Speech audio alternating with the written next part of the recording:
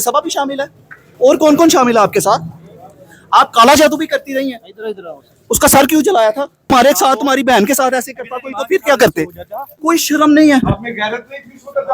कोई सगे बेटे आप देख रहे हैं भाई साहब सियालकोट और मैं हूं नदीम गौरी। आज सुबह सवेरे दोबारा हम लोग चौके ज़ारा केस की यहाँ पर अपडेट थी। यहाँ पर मुलजिमान को दोबारा पेश किया जाना था। सूरा बीबी, उसकी बेटी यास्मीन, वासा अब्दुल्ला और जल्लाद जो लाहौर से बुलाया गया था नवीद, उनको रिमांड के लिए पेश किया जाना था। तो 22 तारीख थी, तो आज हम सुबह सवेरे ही अदालत में पहुंच गए।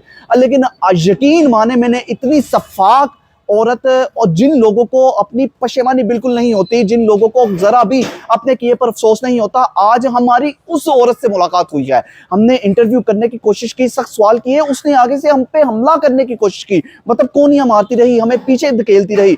ऐसी सफाक औरत से हमारी मुलाकात हुई कि हम खुद भी कानों को हाथ लगाकर तौबा तौबा कर रहे थे कि यार इस औरत को जरा भी पशेमानी नहीं। ये तो औरत के नाम पे तो बाद में बल्कि माँ, सगी माँ के नाम पे धब्बा है।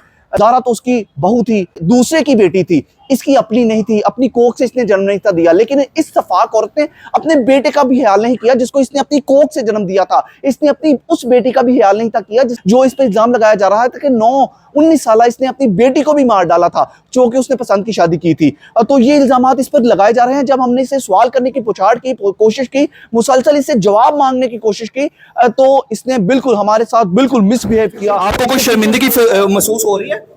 आप तो ऐसे मुंह छुपा रही हैं जैसे बड़ा नेक काम किया आपने। आपकी बेटी सबा भी शामिल है आपके साथ? आपकी बेटी बीबी सुगरा आपकी सबा भी शामिल है? और कौन कौन शामिल है आपके साथ?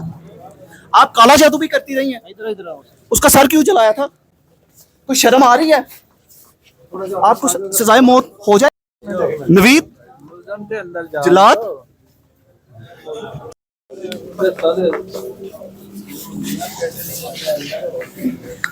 बीबी कुछ तो जवाब दो।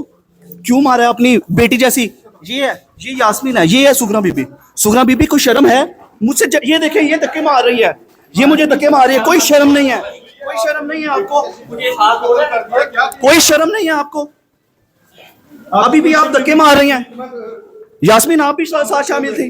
क्यों टुकड़े किए उसके? उसका सर जला दिया आपने। आपने उस बच्ची को आपने सर जला दिया। अब आपको शर्म आ रही है? आपने उसको जलाया भी। आपको कोई शर्म नहीं है? आपने गैरत नहीं की उसको तक दी। कोई सगे बेटे की दुश्मन, सगे बेटे की दुश्मन है आप माँ है, आप माँ है और बहन हो आप। और नवीद, ये है जी दूसरा मुल्ज़म ये। और तुम लोगों ने कोई ज्यादती भी की है? तुम लोगों को कोई शर्म है? ज्यादती करते रहे हो। और ये अब्दुल्ला तुम्हारी माँ जैसी थी। और नवीद तुम किधर के जला दो? पहले क्या करते रहे हो? तुम क्या करते थे? लाहौर में किधर रहते हो? तुमने तो लाहौर को भी लाज लगा के रख दिया। लाहौर के लोग इस तरह करते हैं? शर्म है? तो शर्म महसूस हुई है? बिल्कुल भी नहीं। ओ शिट, ओ जी भाई तेरी बहन है जो ये बता दो कि तुम्हारे साथ, तुम्हारी बहन के साथ ऐसे करता कोई तो फिर क्या करते? क्या करते? करते हुए तुम्हें शर्म नहीं आई? जल्लाद तुम कसाईयों का काम करते हो। अब्दुल्ला बताओ ना, शर्म आई है कि नहीं आई?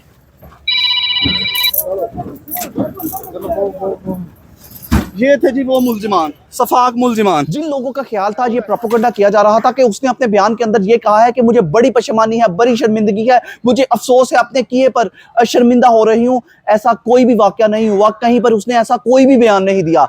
ऐसी सफाक औरत दुनिया में शायद ही चंद होंगे, शायद वो जंगलों में रहने वाले, वो साउथ अफ्रीका में रहने वाले शायद सफाक लोग होंगे जो लोगों को काट के खा जाते हैं। इसने तो अपनी सगी बहू को, अपने सगे बेटे की बीवी को ही मार डाला। जरा सफाकियत की इंतहा यह है कि इसको बिल्कुल कोई पशेमानी नहीं, कोई शर्मिंदगी नहीं।